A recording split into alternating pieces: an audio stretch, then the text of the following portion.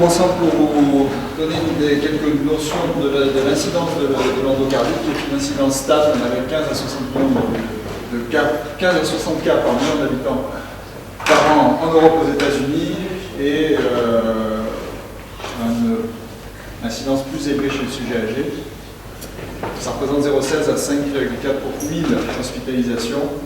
Et on voit depuis quelques années des changements épidémiologiques avec une augmentation de l'endocardite chez le toxicomane humain en raison des processus invasifs de plus en plus importants en cardiologie, système cardiaque en particulier, liés aux bactéries nosocomiales, notamment à staphylocoque, et au vieillissement avec en particulier les endocardites à streptocoque du groupe B dont l'incidence augmente.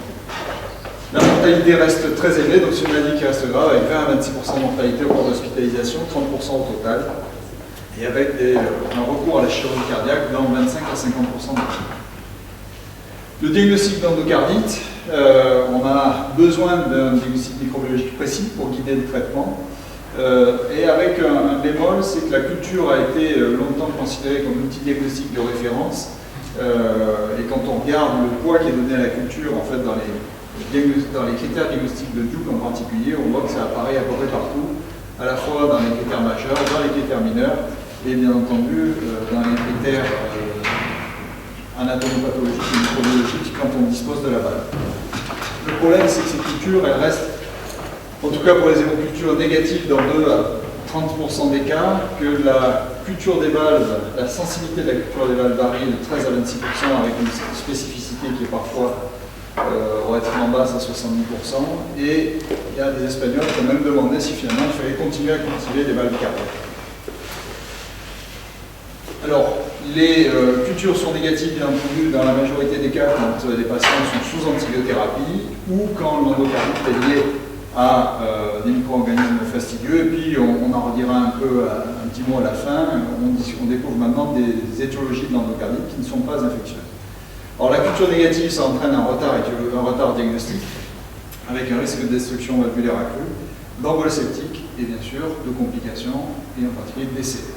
Alors, on pourrait se dire que finalement, que les hémocultures soient négatives, ce n'est pas nécessairement important si le traitement empirique est suffisant. Le traitement empirique actuel, les recommandations actuelles, c'est une association de bêta-lactamine et d'aminosine.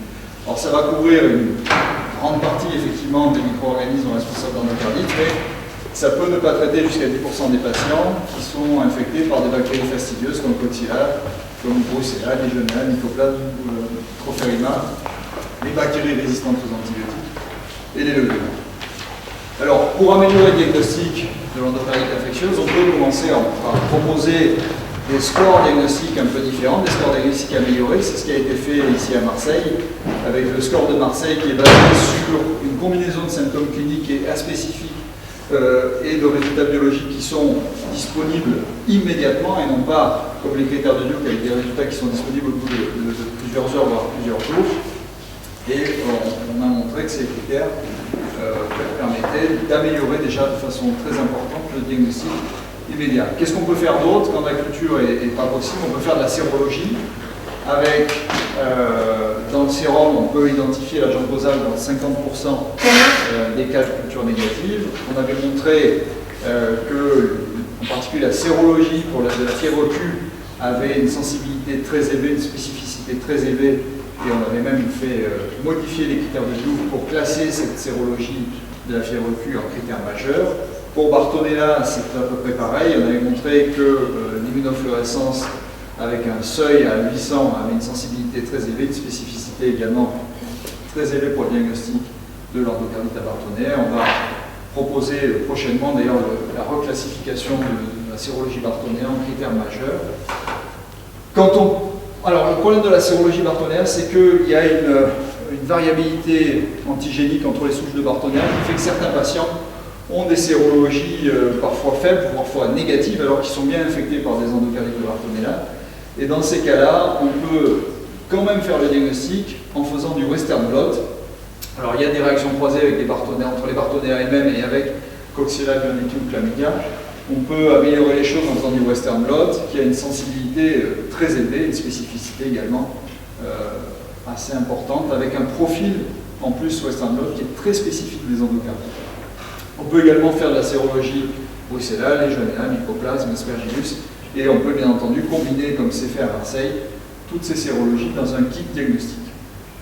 Alors, quand on regarde les micro-organismes identifiés dans les séries d'endocardite à hémoculture négative, en réalité, ce dont on s'aperçoit, c'est que les principaux agents qui sont Coxiella, Bartonella et l'agent Whipple, eh bien, leur incidence varie de façon assez importante selon les pays.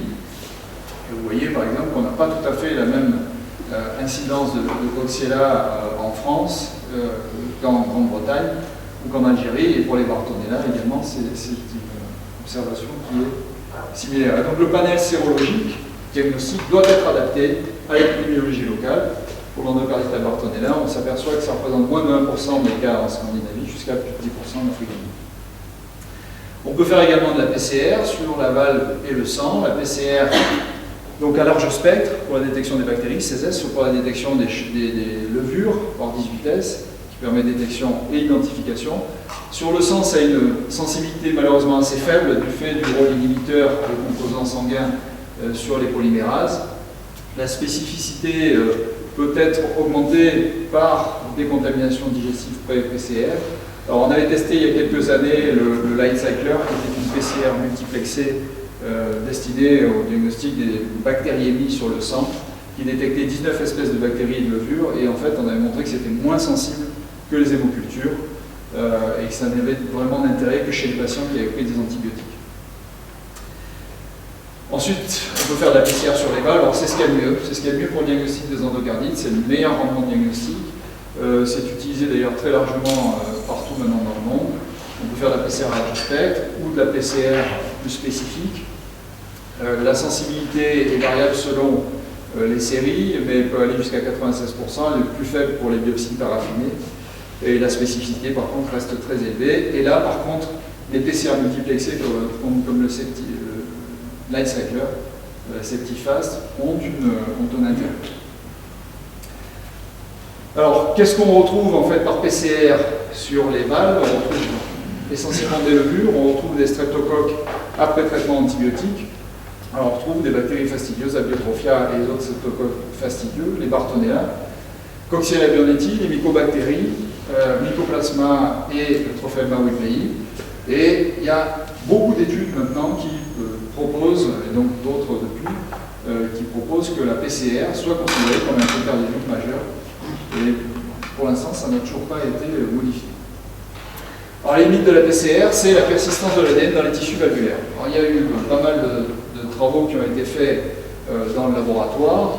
Alors, après complétion, donc après que le traitement pour l'endocardite a été complété, on s'aperçoit qu'en réalité, les entérocoques, l'ADN dans des entérocoques persiste dans 100% des cas.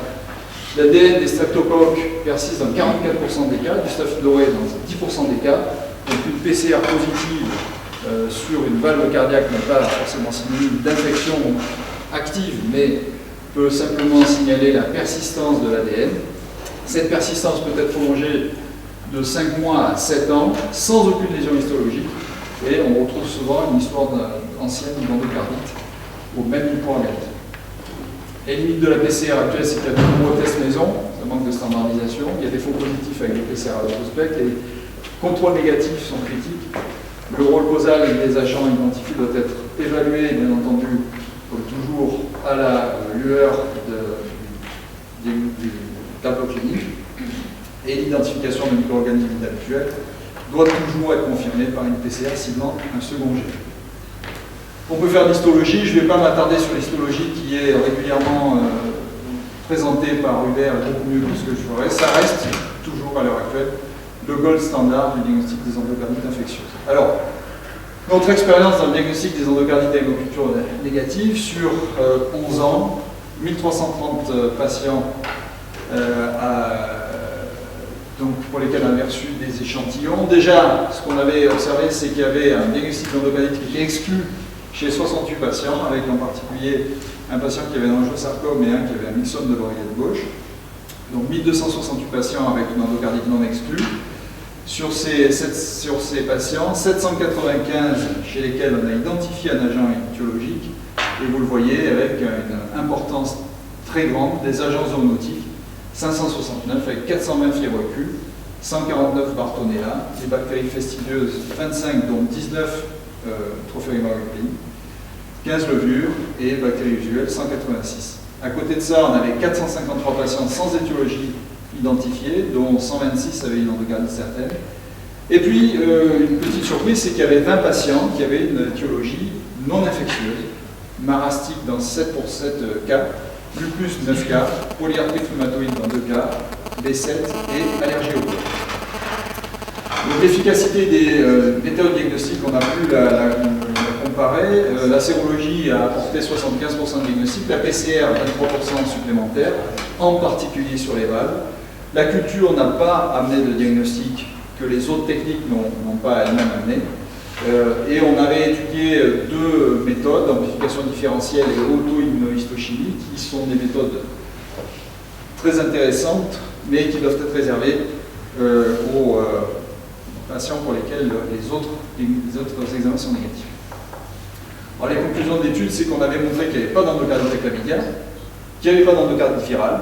Il y a depuis un cas d'endocardite à Coxsackie qui a été décrit, donc on ne peut pas éliminer formellement, en tout cas nous on n'en avait pas trouvé.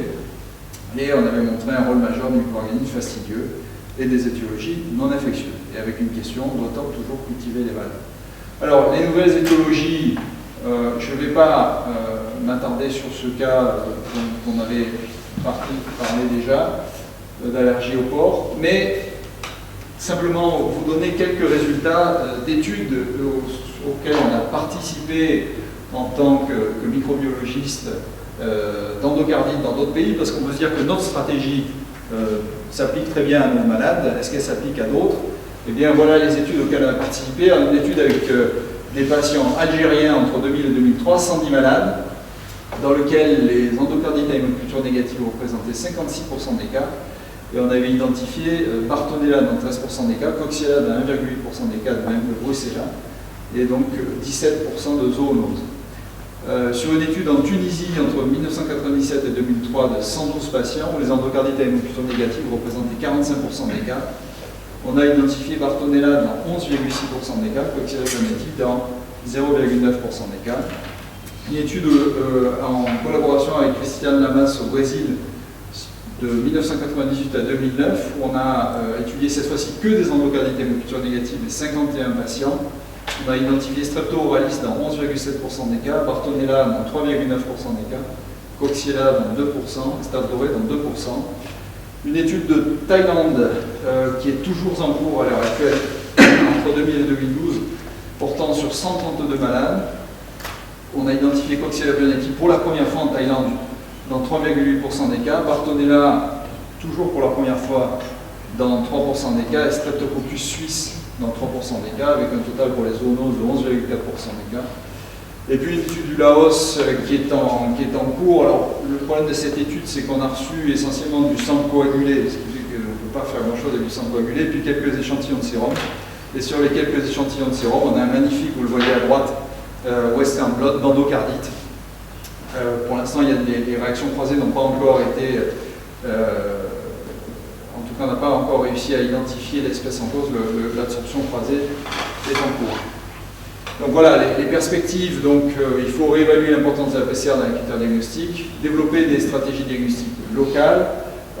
Frédéric avait montré l'intérêt d'un microarray antigénique multiplexé pour la sérologie, je crois que c'est quelque chose qui est effectivement très important. Le microarray PCR est une technique qui a été